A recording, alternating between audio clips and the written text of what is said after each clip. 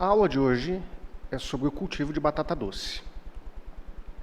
A batata doce ela é originária das Américas Central e do Sul, encontrada desde a península de Yucatán, no México, até a Colômbia. Há relatos aí do seu uso, os relatos do seu uso aí remontam mais de 10 mil anos, né, com base em análises de batatas secas encontradas aí em cavernas localizadas no Vale de Chilca Canyon, né, no Peru, e em evidências encontradas aí em escritos arqueológicos. Então encontrados aí na região ocupada pelos maias na América Central. Então percebam que a utilização da batata, principalmente na América, ela já vem de algum tempo, né? Então ela era utilizada pelos agricultores como base alimentar matinal. Ela pode ser utilizada na alimentação animal também, tá? Suas ramas aí têm um alto teor de proteína que pode ser utilizado para consumo animal. A China é o maior produtor mundial com aproximadamente 100 milhões de toneladas.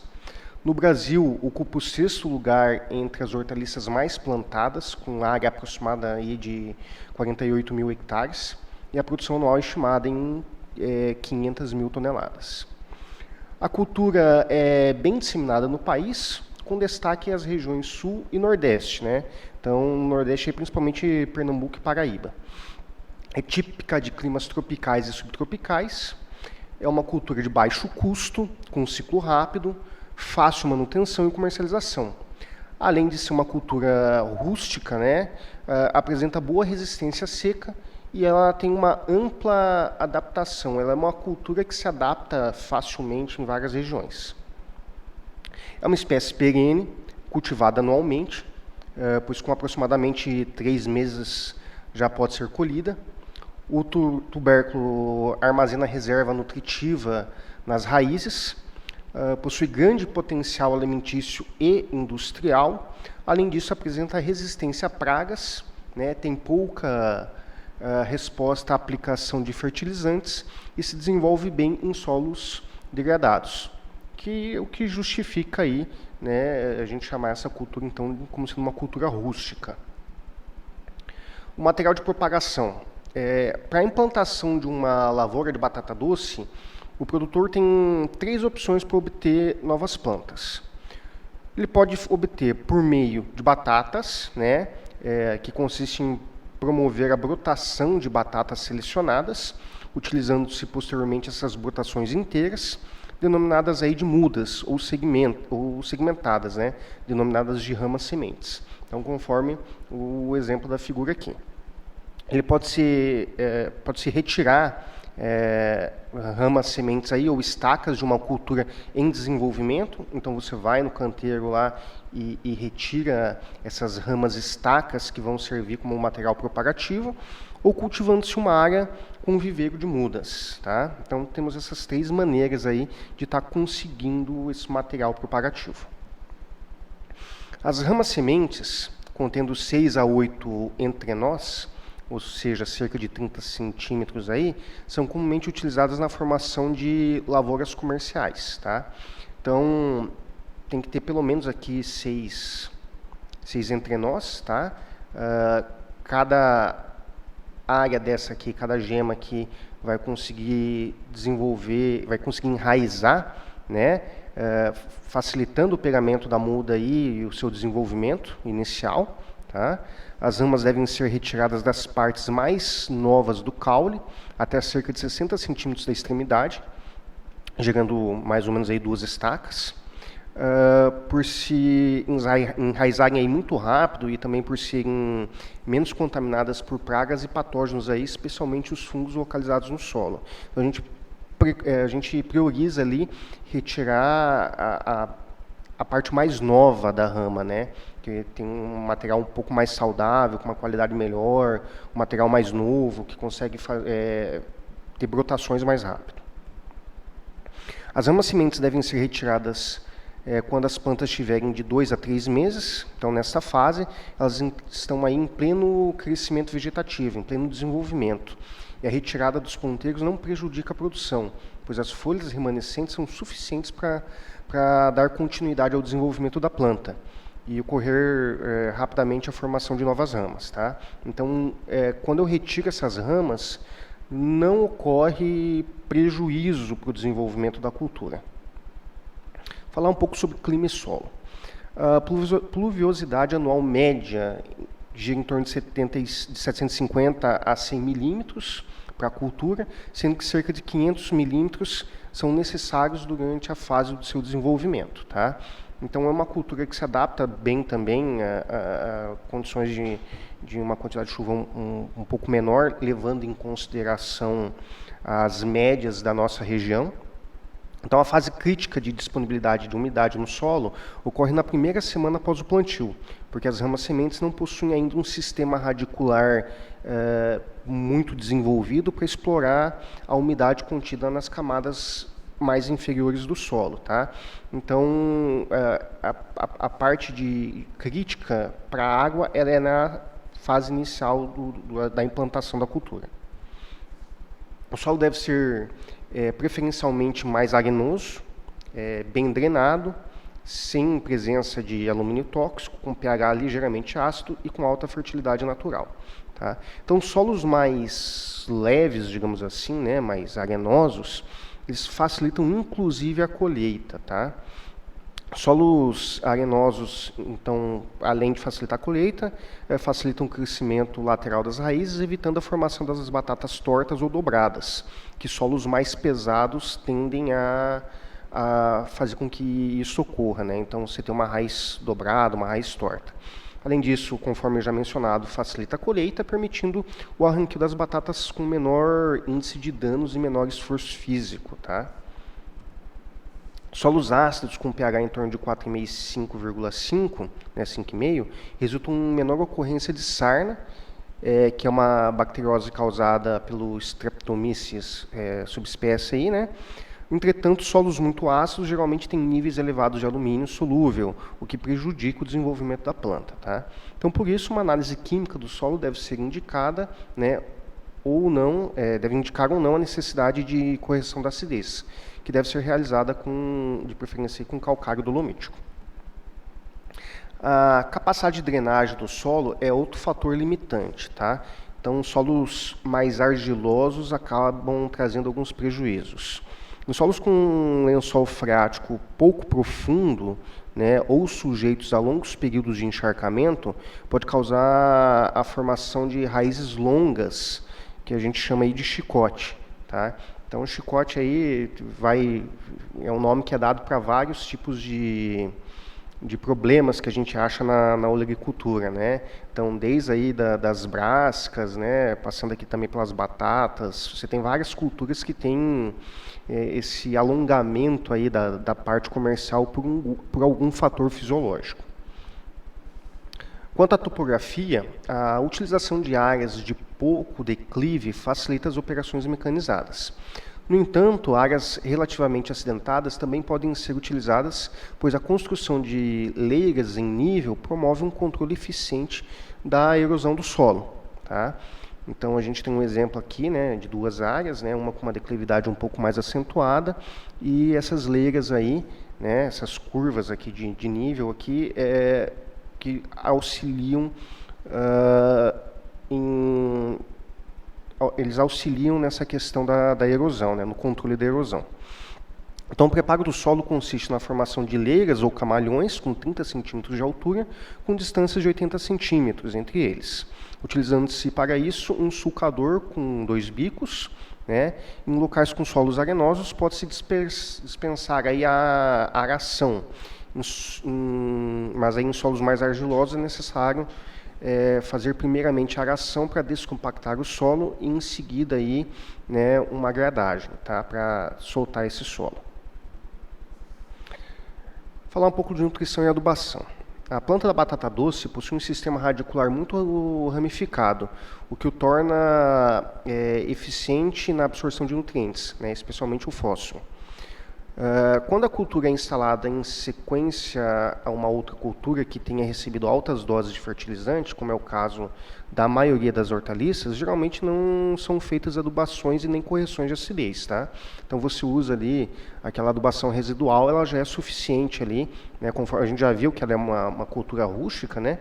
Então essa adubação residual ela já é suficiente para o pleno desenvolvimento dessa cultura. Para condições de solo com alta capacidade de retenção de fósforo, como a maioria dos solos da nossa região, recomenda-se a aplicação de pelo menos aí de fertilizantes fosfatados. Tá? Então aqui a gente tem a recomendação de adubação mineral para batata doce, com base nos teores de fósforo e potássio encontrados no solo. Tá? Então quando você tem aqui teores de fósforo baixo, médio e alto, para potássio também, né, baixo, médio e alto, tá? Então, quando você tem os dois baixos aqui, você utiliza aí de 60, 180, 90, né? Então, de um adubo nitrogenado, de potássio, de fósforo e potássio, tá? Quando tem de baixo e médio, né? Então, diminui um pouco aqui no potássio, né? E a gente segue basicamente essa recomendação de adubação mineral aqui. E aí a gente tem os limites de interpretação do nível de fertilidade adotados aqui, né, pelo laboratório de análise de solo. Então a gente tem aqui o fósforo em miligramas por decímetro cúbico, né, para textura argilosa, é considerado baixo, então, né, quando é menor ou igual a 5. Né? Textura média quando ele é menor ou igual a 10, né? E assim sucessivamente, né? Então você tem os teores aqui baixo, médio e alto, tá? Então alto quando você tem uma textura argilosa, por exemplo, maior do que 10 miligramas aí por decímetro cúbico, tá? Então só seguir a recomendação, né? De acordo com a análise do solo ali e verificar o que tem no solo e fazer a recomendação da adubação, ok? Então, para adubação, aplicar todo o fósforo e metade do potássio e do nitrogênio no plantio. E efetuar a cobertura de nitrogênio e potássio aos 40 a 45 dias do desenvolvimento da cultura. Okay? A aplicação de matéria orgânica ela tem proporcionado excelentes resultados por dois motivos. Tá? Então, o primeiro, por promover o arejamento e o afrouxamento do solo, né? Ajuda ali nessa questão aí do agregado do solo, de você ter um solo um pouco mais estruturado, né? Facilitando o crescimento lateral das raízes, com isso formando-se raízes menos tortas, né? Menos tortuosas. O segundo motivo é que, sendo uma cultura de ciclo relativamente longo, ocorre a liberação mais lenta dos minerais durante a decomposição da matéria orgânica, mantendo um equilíbrio entre a formação da parte vegetativa e a acumulação aí de reservas, né? A formação dessa batata. Caso haja disponibilidade de matéria orgânica, pode-se adicionar de 20 a 30 toneladas por hectare de esterco de gado, né, e, neste caso, reduzir a metade da adubação com nitrogênio mineral. Os fertilizantes devem ser distribuídos no espaçamento correspondente às leiras, tá, antes da sua construção, de forma que fiquem localizados na base da leira. O plantio ele consiste em enterrar parte da rama semente ou da muda na leira de plantio. No Brasil, essa operação geralmente é realizada manualmente, fazendo-se primeiramente a distribuição das ramas nos espaços adequados, e em seguida faz-se um orifício com a utilização de uma haste pontiaguda, né, denominada de bengala. Nesse orifício é depositada a haste da rama, enterrando-a até a metade do seu comprimento, né, e com o auxílio da mesma ferramenta acomoda-se no solo ao redor da rama, tá?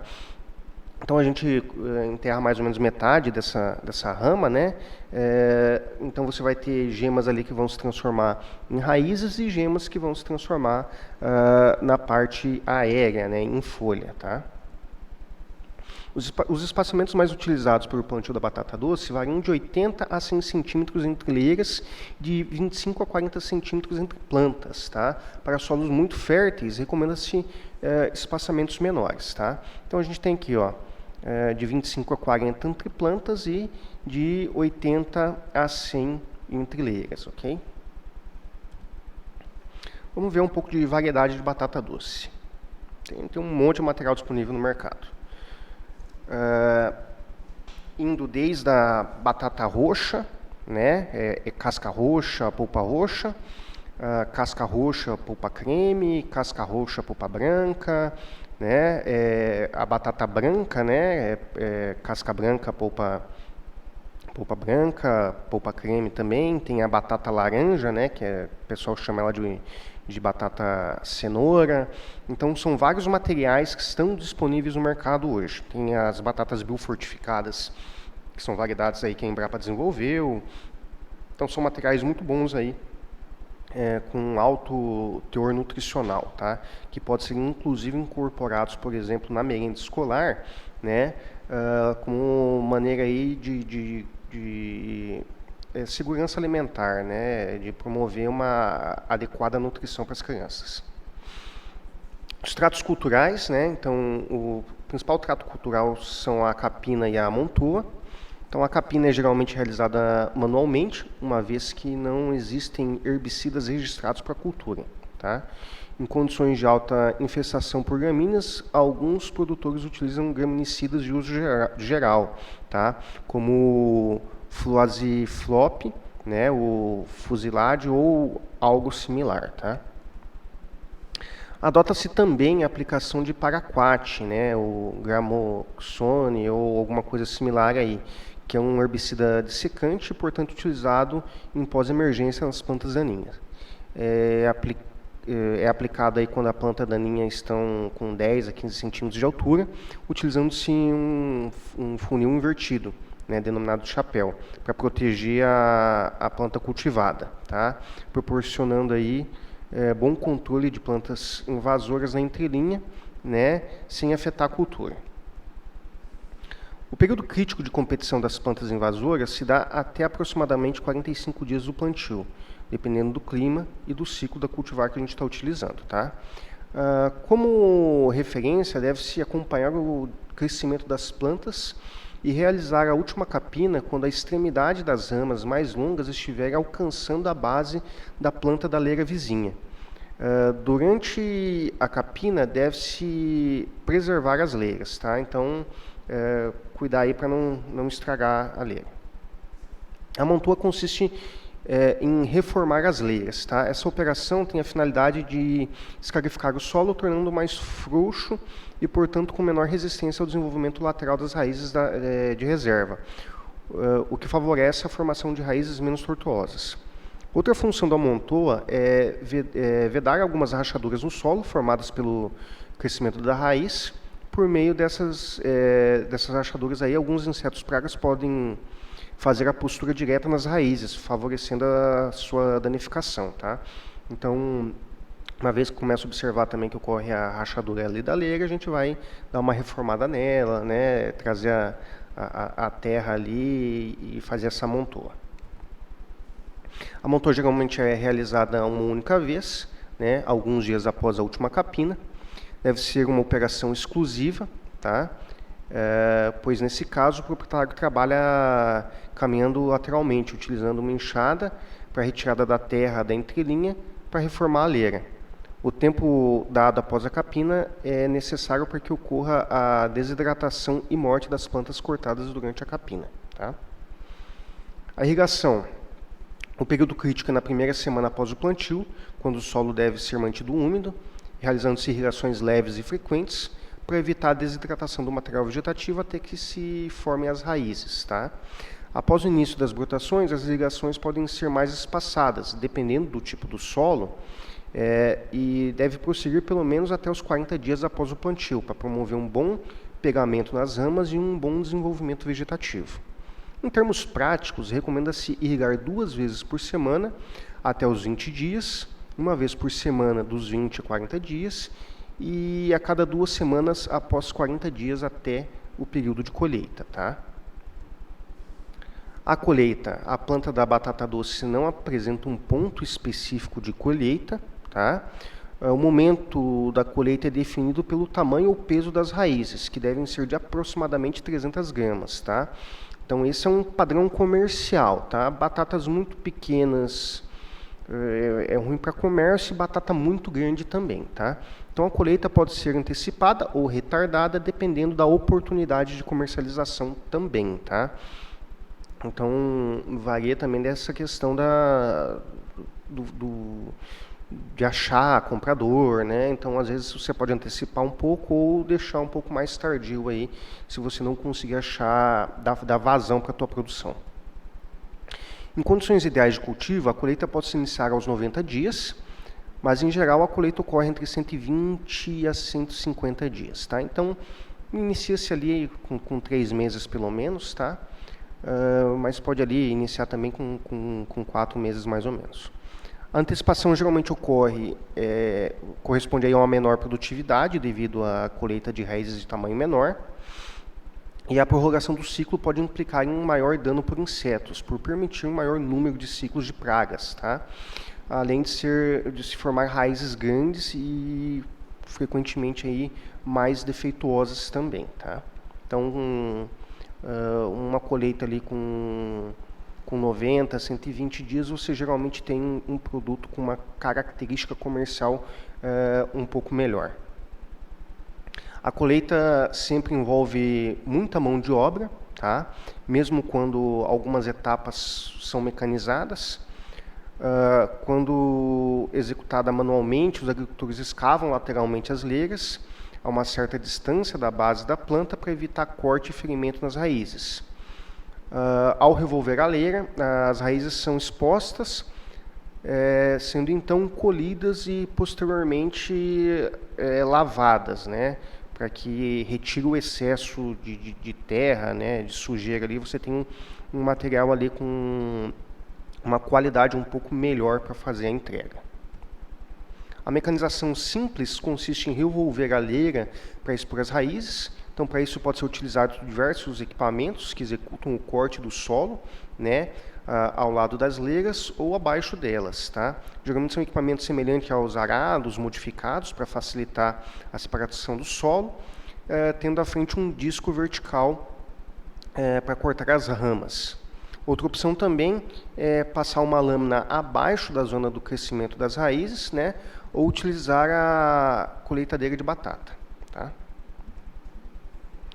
A mecanização simples, então, a gente tem os exemplos aqui, né, das fotos, e o colhedor de batata, tá?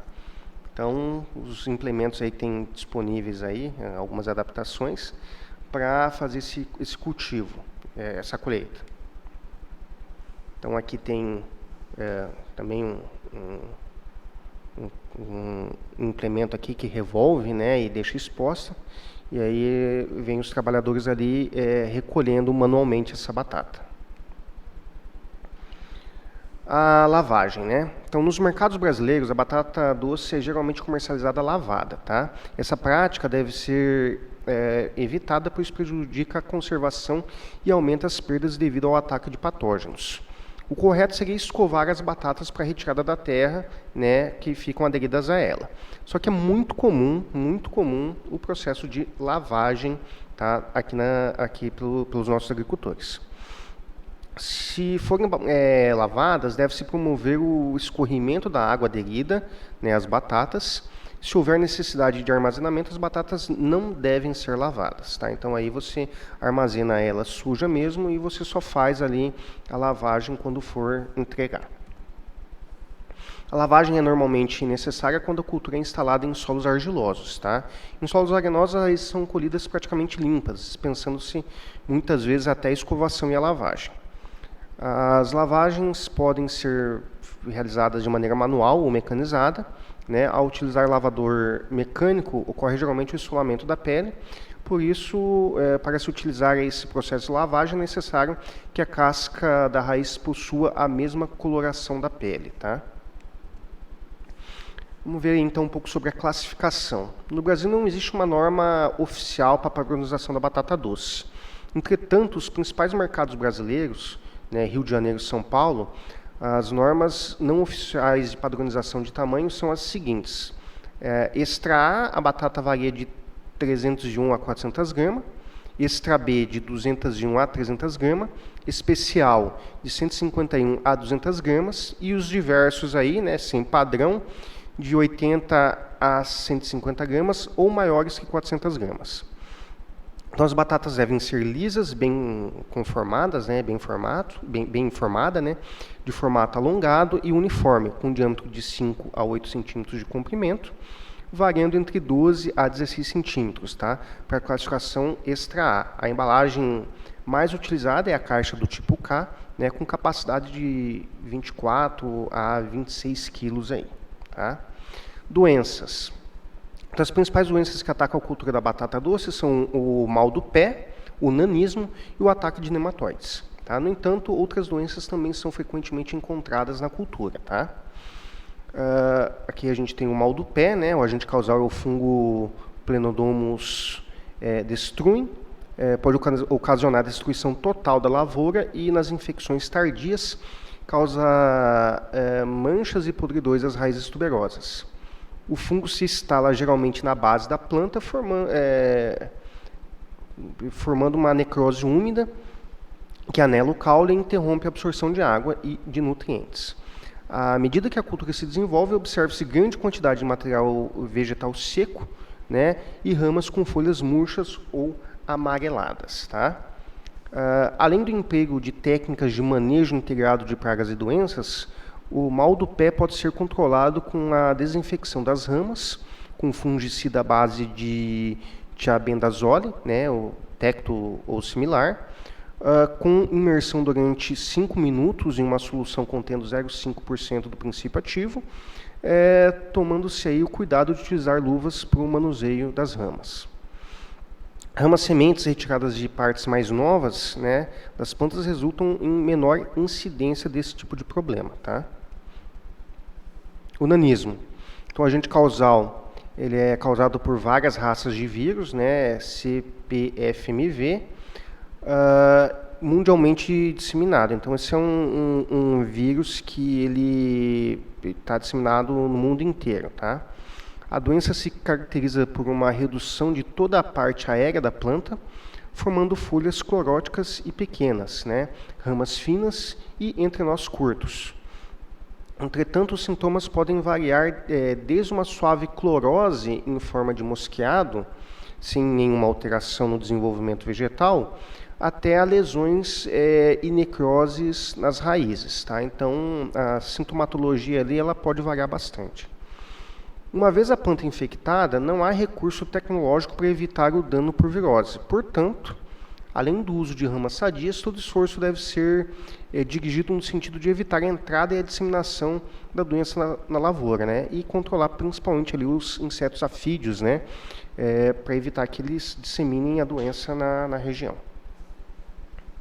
Nematóides. Então, vários gêneros de nematóides são encontrados atacando a batata doce, né? Mas somente os gêneros Meloidogene e o Rotilenchurus são relatados como causadores de danos econômicos. Ao contrário do que ocorre em outras culturas, os danos maiores não são devido ao estrangulamento e à queda da eficiência das raízes, né, absorventes aí, e sim nos ferimentos e rachaduras feitas nas raízes tuberosas. Tá?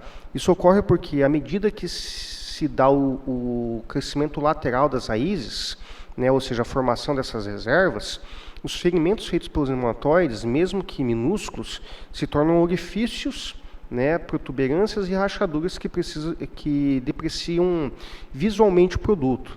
Né? Então, quando a dona de casa vai na gôndola do mercado escolher a batata, geralmente essas batatas aí com esses orifícios, com essas rachaduras, né, elas acabam sendo as últimas ali na escolha, né?